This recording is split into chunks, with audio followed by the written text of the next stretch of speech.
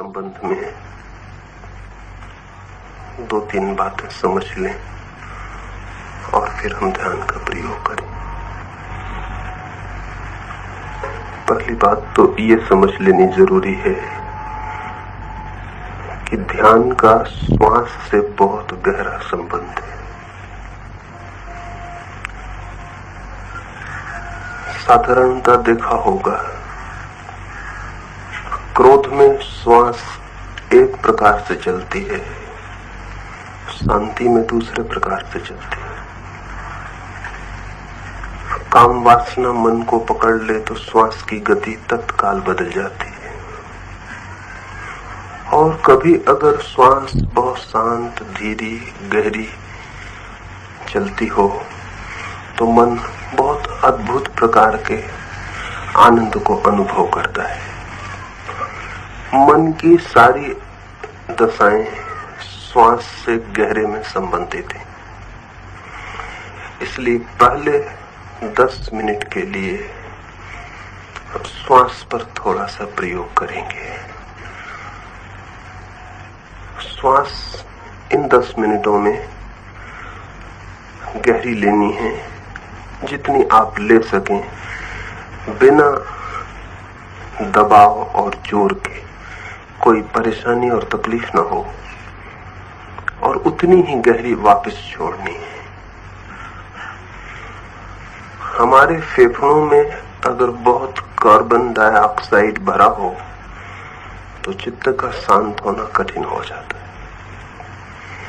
अगर हमारे प्राणों में बहुत ऑक्सीजन चला जाए, खून में, श्वास में, सब तरफ प्राणवायु भर जाए, तो ध्यान में जाना बहुत आसान हो जाता है। तो सबसे पहली बात तो 10 मिनट गहरे श्वास का प्रयोग करना है। इस प्रयोग में सारा ध्यान श्वास पर ही रखना है। श्वास भीतर गई तो हमें जानते हुए कि श्वास भीतर जा रही है, ध्यान को भीतर ले जाना है। श्वास बाहर गई तो जानना है कि श्वास बाहर जा रही है, उसके साथ ही ध्यान को बाहर ले जाना है। ध्यान श्वास के झूले पर झूलने लगे। श्वास भीतर जाए तो हमारा ध्यान भीतर जाए, श्वास बाहर जाए तो हमारा ध्यान बाहर जाए। 10 मिनट के लिए एक ही काम है कि हम श्वास को जाने कि श्वास कहाँ है। भीतर गई तो हम भीतर चले जाएं, बाहर गई तो हम बाहर चले जाएं। श्वास के साथ ही हमारी चित्त की डोर बंध जाए, बस श्वास ही रह जाए और सब कुछ मिट जाएगा। 10 मिनट गहरी श्वास लेनी है और श्वास के साथ ही बाहर भीतर जाना है। आंख हम इन 10 मिनटों में बंद रखेंगे ताकि और कुछ दिखाई न पड़े। बैठने में 2-3 बातें ख्याल ले लें। एक तो कोई किसी को छूता हुआ न बैठे, कोई भी किसी को जरा भी स्पर्श न करे तो थोड़ा थोड़ा हट जाए,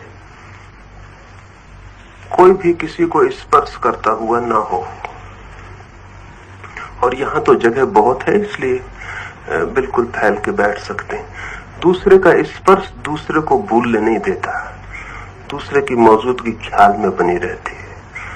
और ध्यान में जरूरी है कि सब भूल जाए, हम अकेले रह जाएं। दूसरी बात, शरीर को सीधा रख के बैठे।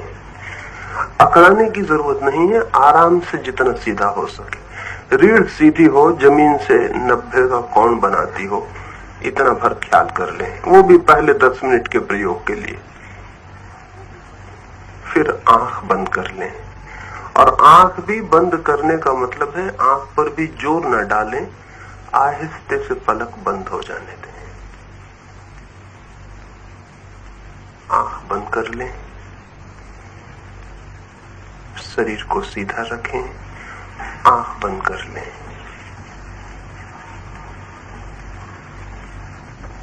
फिर ले जाएं, फिर छोड़ दें। रोकना नहीं है, ले जाना है, छोड़ देना है। और पूरे 10 मिनट के बाद मैं कहूंगा तब आप आंख खोलेंगे। तब तक श्वास पर ही ध्यान रखना है। श्वास भीतर गई तो हम जानते हुए भीतर जाएं, श्वास बाहर गई तो हम जानते हुए बाहर जाएं। ध्यान का मतलब यह है कि श्वास की जो गति है भीतर और बाहर, वो हमसे चूक ना पाए। हम उसके साथ ही बाहर भीतर डोलते रहें। शुरू करें। आंख बंद कर लें, गहरी श्वास लें। बस श्वास ही रह जाएगी 10 मिनट के लिए और सब बंद हो जाएगा। गहरी श्वास भीतर ले जाएं, पूरे फेफड़े भर लें, फिर बाहर निकालें, भीतर ले जाएं, बाहर निकालें। 10 मिनट में मन बहुत शुद्ध और शांत हो जाएगा। फिर हम दूसरा ध्यान का प्रयोग करेंगे। 10 मिनट के लिए ये प्राथमिक काम करें। अब मैं चुप हो जाता हूं। 10 मिनट बाद आपको सूचना करूंगा। तब तक आंख नहीं खोलनी है, श्वास गहरी लेनी है और ध्यान श्वास पर रखना है।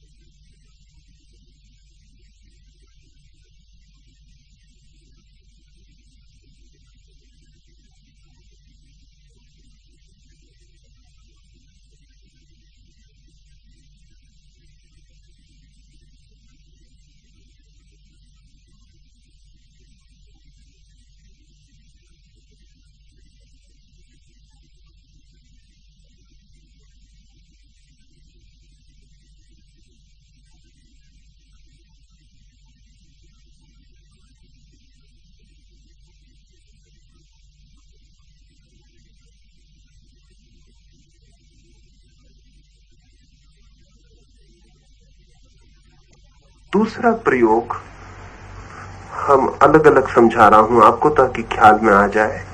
दूसरा प्रयोग है सर्व स्वीकार का। अभी हम बैठे थे, श्वास ले रहे हैं, श्वास पर ध्यान कर रहे हैं, पक्षी आवाज कर रहे हैं, कोई बच्चा चिल्लाएगा, सड़क से कोई ट्रक निकलेगा, ये सारी आवाजें हमारे चारों तरफ हो रही हैं। साधारणतः ध्यान करने वाले लोग, प्रार्थना पूजा करने वाले लोग अपने चारों तरफ के जगत से एक दुश्मनी ले लेते।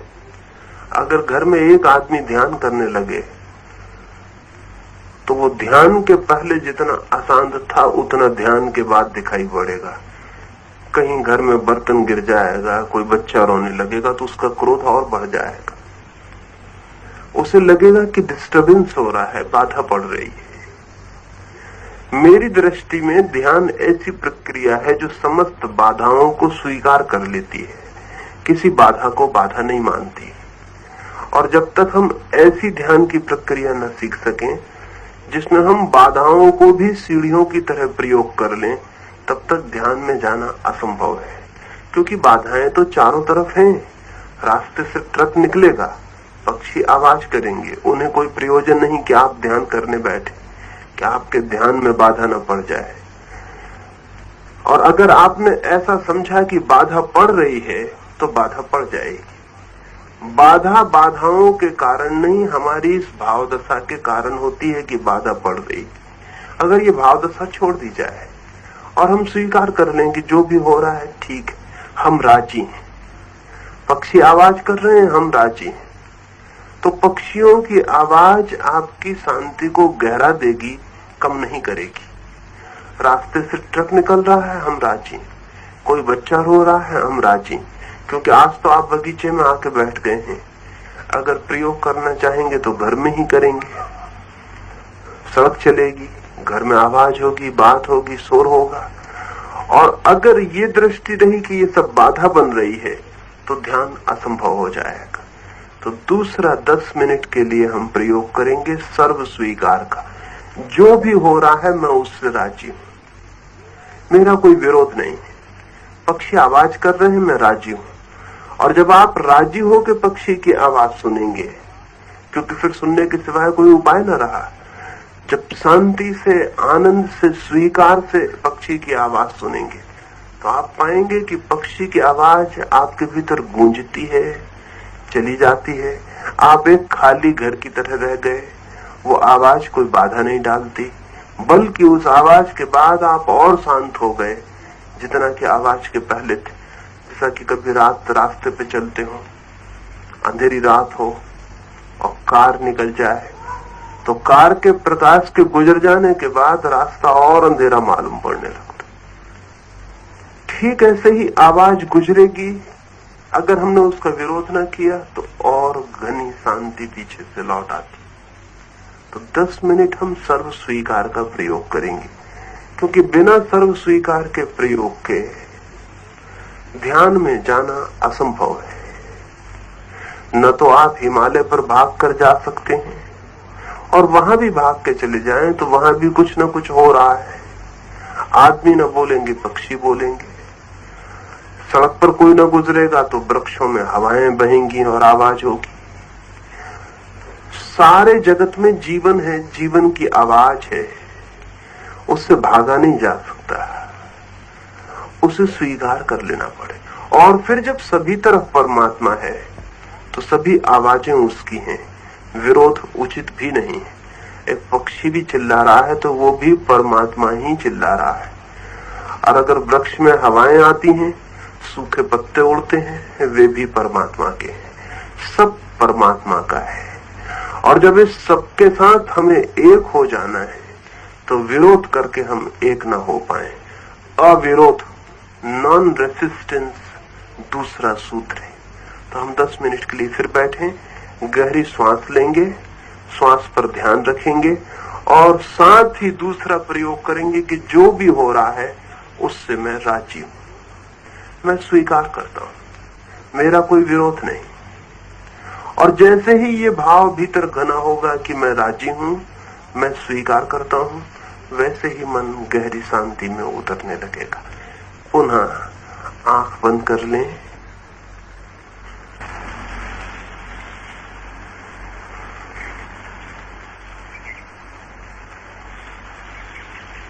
गहरी श्वास पर ध्यान और चारों ओर के जीवन की स्वीकृति, विरोध नहीं।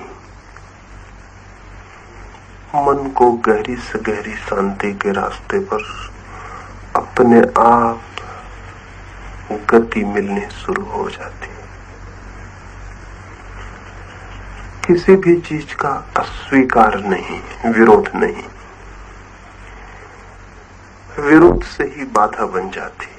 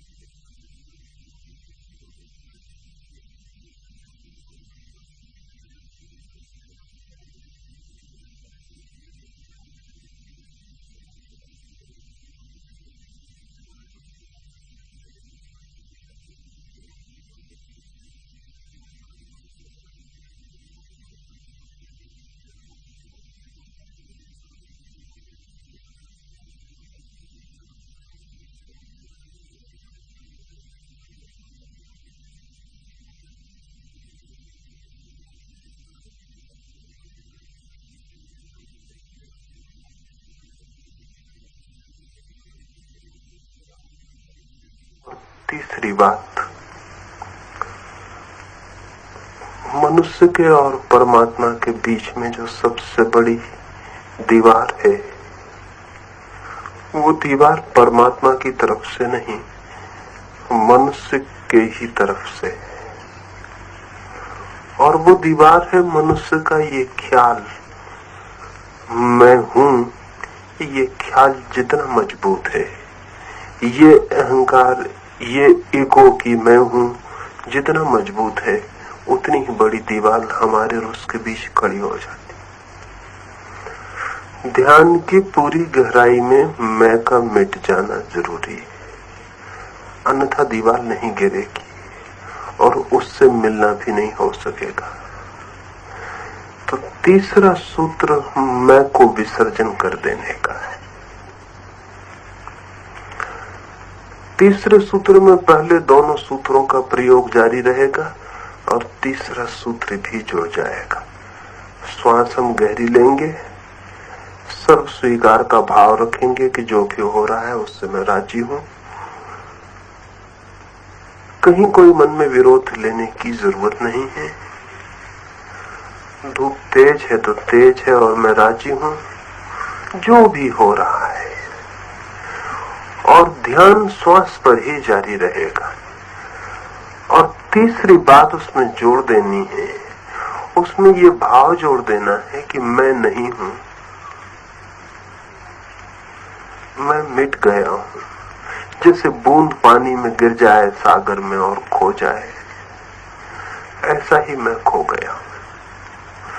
जैसे जैसे ये भाव गहरा होगा कि मैं खो गया, मैं मिट गया, मैं समाप्त हो गया, वैसे वैसे ही वो है, इसका भाव अपने आप प्रकट होने लगेगा। यहां मैं मिटूंगा, वहां उसका होना शुरू हो जाएगा। इस तरफ मैं मिटूंगा, उस तरफ वो होना शुरू हो जाएगा। बूंद गिरती है सागर में, इधर बूंद मिटी नहीं कि उधर सागर हुआ नहीं, बूंद मिटी और सागर हुई। मनुष्य मिट जाए तो परमात्मा इसी क्षण है, और मिटने के लिए हिम्मत नहीं हमारी। अपने को संभाल के रखते हैं कि कहीं खो न जाए, कहीं मिट न जाए।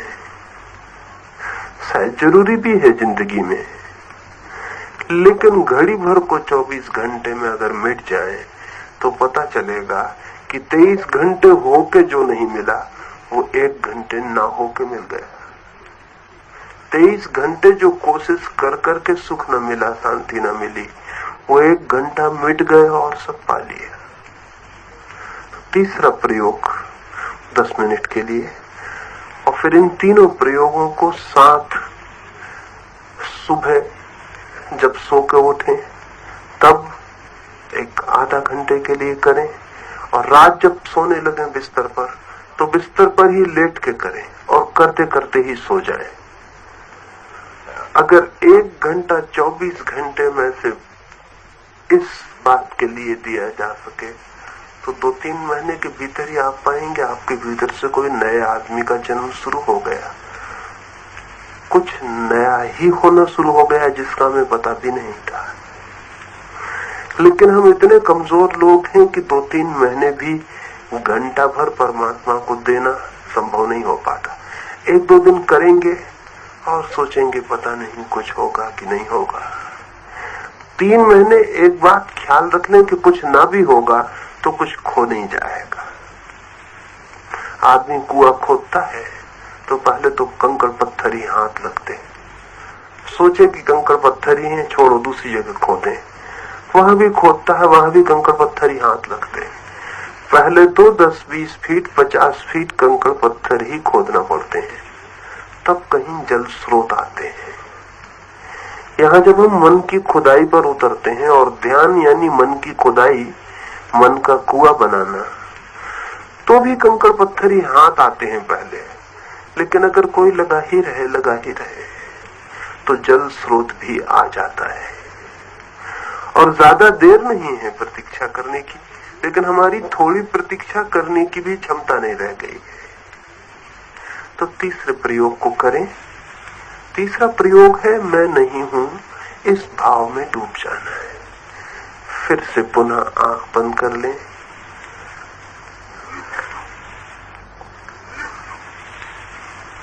गहरी श्वास लेना शुरू करें। श्वास भीतर जाए तो ध्यान भीतर जाए, श्वास बाहर जाए तो ध्यान बाहर जाए। देखते रहें, ये श्वास भीतर गई, ये श्वास बाहर लौटी, ये फिर भीतर गई, ये फिर बाहर लौटी। श्वास को देखते रहें, श्वास अनदेखी ना रहे, श्वास की स्मृति बनी रहे। ये श्वास भीतर जा रही, ये श्वास बाहर जाने लगी। श्वास पर ही सारा ध्यान हो और गहरी श्वास हो। फिर सब स्वीकार का भाव रहे, जो भी है स्वीकार है, जो भी है स्वीकार है। और तीसरे प्रयोग में डूब जाएं। एक भाव करें जैसे बूंद सागर में गिर जाती है, ऐसे ही मैं भी गिर गया अनंत के सागर में, मिट गया। मैं नहीं हूं, मैं नहीं हूं।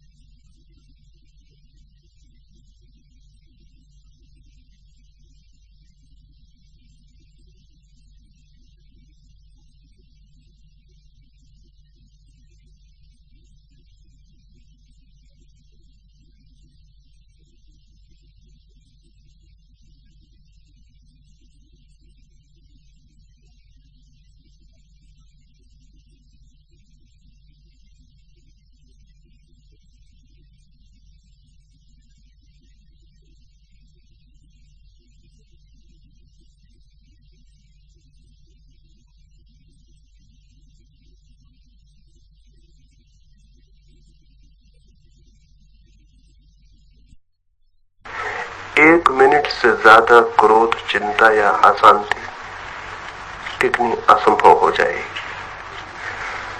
जमीन पर जापान शायद अकेला देश है जहां अधिकतम लोग प्रसन्न चित्त दिखाई पड़ते हैं। इस संबंध में खोजबीन चलती थी कि वहां के लोगों की प्रसन्नता का कारण क्या है। तो बहुत अजीब बात पता चली, और वो ये कि जापान में छोटे छोटे बच्चों को माँ बाप एक बात जरूर सिखाते हैं कि जब भी क्रोध हो, मन अशांत हो, चिंतित हो, तो गहरी श्वास लो और श्वास पर ध्यान करो। इससे उनके पूरे व्यक्तित्व में बुनियादी अंतर हुआ है। तो इसे कभी भी दिन में किसी भी क्षण में अशांति मालूम पड़े, क्रोध मालूम पड़े, चिंता मालूम पड़े, तो 1 मिनट के लिए प्रयोग करके देखें। गहरी सांस लें और श्वास पर ध्यान कर लें। और जब ध्यान के लिए बैठें तब तो अनिवार्य रूप से 10 मिनट के लिए पहले गहरी श्वास लेके,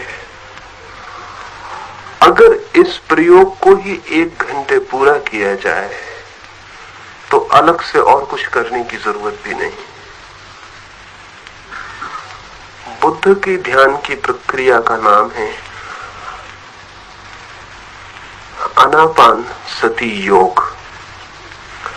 बुद्ध अपने भिक्षुओं को एक ही बात सिखाते थे, और वो ये कि तुम अपने श्वास के आने जाने की स्मृति रखो।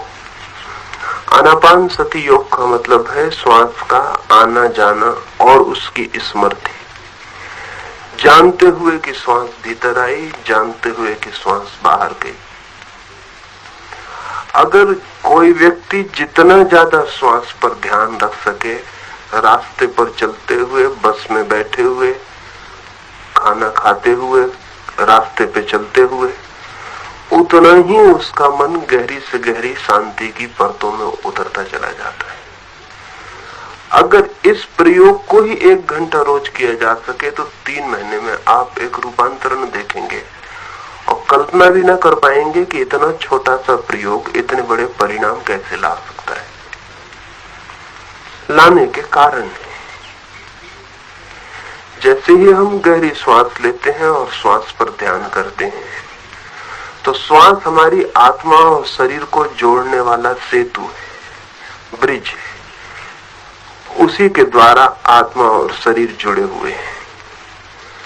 जब हम गहरी श्वास लेते हैं तो शरीर और आत्मा के बीच का फासला बड़ा हो जाता है, और जब हम श्वास पर ध्यान करते हैं तो शरीर धीरे धीरे बाहर अलग पड़ा रह जाता है, आत्मा अलग हो जाती है, और ध्यान बीच के अंतराल पर हो जाता है। ये अगर 1 घंटा रोज 3 महीने तक सिर्फ इतना ही प्रयोग कर सकें तो आपका शरीर आपसे अलग है, इसकी स्पष्ट प्रतीति हो जाएगी। ये किसी शास्त्र में पढ़ने जाने नहीं पड़ेगा। न केवल ये, बल्कि जितने लोग हम यहाँ बैठे हैं, अगर इतने लोग इस प्रयोग को कर सकें तो कम से कम 30% लोगों को तो किसी न किसी दिन ये भी अनुभव हो सकता है कि शरीर अलग पड़ा है, मैं अलग खड़ा हूं और अपने ही पड़े हुए शरीर को देख रहा हूं। शरीर के बाहर होने का अनुभव भी हो सकता है, और एक बार भी ये अनुभव हो जाए तो मृत्यु समाप्त हो गई, क्योंकि तब हम जानते हैं कि शरीर ही मरेगा, मेरे मरने का अब कोई कारण नहीं। और जिस व्यक्ति के जीवन से मृत्यु का भय चला जाए, उस व्यक्ति के जीवन से सभी भय चले जाते हैं, क्योंकि मूल भय मृत्यु है। और जिस व्यक्ति को ऐसा दिखाई पड़ जाए कि मैं शरीर से अलग हूं, उसके जीवन में वो द्वार खुल जाता है जो प्रभु का द्वार है। लेकिन ऐसे 10 मिनट शुरू में इसे करें। आने वाले 3 दिनों प्रयोग को हम समझेंगे। ये सुबह की बैठक इसीलिए है कि प्रयोग आपके पूरी तरह ख्याल में आ जाए। रात सोते समय इसे करें। आज भी सोते सोते बिस्तर पर ही लेट जाएं, करते करते सो जाएं। अगर करते करते ही सो जाएं तो बहुत कीमती परिणाम होंगे, क्योंकि रात सोते समय जो हमारी आखिरी मन की दशा होती है वो फिर पूरी नींद में उसकी प्रतिध्वनि होती रहती और धीरे धीरे धीरे धीरे पूरी नींद ध्यान में बदली जा सकती है। और आज की दुनिया में इतना समय नहीं किसी के पास कि अलग से ध्यान के लिए बहुत समय दे सके। इसलिए मेरी समझ ऐसी है कि रात सोते समय ध्यान अगर किया जाए तो धीरे धीरे बिना कोई अलग से समय निकाले रात की पूरी नींद ध्यान में बदल जाती और थोड़े 10-15 दिन में ही आपको पता पड़ना शुरू होगा कि नींद की क्वालिटी बदल गई, उसकी गहराई बदल गई। और जब सुबह आप उठेंगे तो ऐसा नहीं लगेगा नींद से उठे, ऐसा लगेगा गहरे ध्यान से उठे। ताजगी, शांति, हल्कापन वो सब सुबह से ही मालूम होने शुरू हो जाएंगे। और यदि संभव हो सके तो 2 बार सुबह स्नान के बाद कर लें, रात सोते समय कर लें। 1 घंटा 3 महीने के लिए ध्यान के लिए दे दें, फिर 3 महीने के बाद देना नहीं पड़ेगा ध्यान के लिए घंटा, ध्यान अपने आप ले लेगा। 3 महीने तक आपको देना पड़ेगा, 3 महीने के बाद आपकी कोई जरूरत न रहेगी। वो जो आनंद की झलक आएगी, वो जो शांति की किरण आएगी, वो जो परमात्मा का स्पर्श मालूम पड़ना होगा शुरू, वो अपने आप बुला लेगा, अपने आप पुकार लेगा। मन का नियम है कि जहां आनंद है मन उस तरफ अपने आप बहा चला जाता है। एक बार हम रास्ता भर पकड़ लें आनंद का तो जैसे नदी सागर की तरफ भाग रही, ऐसा मन आनंद की तरफ भागने लगता। और जहां पूर्ण आनंद है वहीं परमात्मा का निवास भी है। कल सुबह फिर हम 7 बजे यहां बैठेंगे, तो घर से स्नान करके आए। अगर कोई नए मित्र आपके साथ आते हों तो उन्हें भी बता दें कि वो स्नान करके आए, चुपचाप आए, घर से ही चुप होना शुरू हो जाए और यहाँ आके चुपचाप बैठ जाएं, यहाँ कोई शब्द का प्रयोग ना करें। जितनी देर में आऊंगा 10-5 मिनट पहले आप आ गए हैं तो गहरी श्वास लेते हुए कहीं भी कोने में बैठे हुए जो मैंने कहा है वो करते रहें। मैं फिर आऊंगा तो फिर हम सामूहिक बैठ के प्रयोग करेंगे। 1-2 मित्र ऐसे देखने आ गए हैं कि दूसरे क्या कर रहे हैं, उन्हें कल नहीं आना है, क्योंकि जिसे प्रयोग नहीं करना है उसे नहीं आना है। वो सबके लिए उपद्रव का कारण बनता है, उसे पता नहीं होता और दूसरे को देख के कुछ भी नहीं समझा जा सकता। क्या देख के समझेंगे दूसरे को? अगर कोई देखे तो उसे देख के क्या समझेगा? वो आंख बंद किए बैठा है, उसे देख के आप क्या समझेंगे? कुछ भी समझना है तो अपनी ही आंख बंद करके भीतर देखना पड़ेगा, दूसरे को देखने से कुछ समझ में आने वाला नहीं। तो तमाशबीन की तरह कोई भी ना आए। 1-2 सज्जन आ गए हैं, वो कल से कष्ट ना करें, और अगर आते हो कल तो अपनी ही फिक्र करें, दूसरा क्या कर रहा है इसकी चिंता में किसी को पड़ने की जरूरत नहीं। सुबह की हमारी बैठक पूरी हुई। इस संबंध में कोई भी प्रश्न हो तो कल लिखित मुझे दे देंगे, तो ध्यान के पहले उनकी बात कर लूंगा। और अगर किसी को व्यक्तिगत कुछ इस संबंध में पूछना हो तो दोपहर को 3 से 4 कोई भी आके पूछ ले सकता है। सुबह की हमारी बैठक पूरी हुई। बातचीत हम नहीं करेंगे, चुपचाप यहाँ से विदा हो जाए।